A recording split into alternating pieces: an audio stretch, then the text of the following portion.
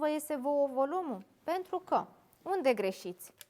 Voi încălziți rădăcina, da, și apoi vă duceți în jos, dar nu ați încheiat procesul de uscare și de fixare pe rădăcină.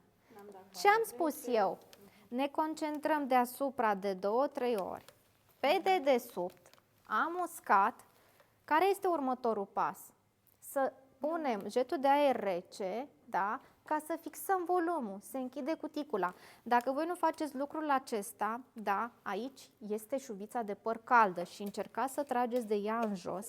Fiind caldă, se lasă în jos și nu mai aveți volum, da, din rădăcină și spuneți, mie nu mi iese ca la tine.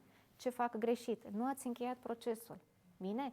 Deci fixați volumul din rădăcină cu aer rece și apoi continuați pe lungimi și vârfuri. Și când ajungeți pe lungimi, nu mai faceți așa cu feonul, da? Poziția la feon trebuie să urmărească, diuza urmărește peria. Nu trebuie să fie perpendiculară pe perie, trebuie să fie cum? Ușor oblică, înspre tine, înspre burtă și urmărește, feonul urmărește tot timpul peria. Bine? Da.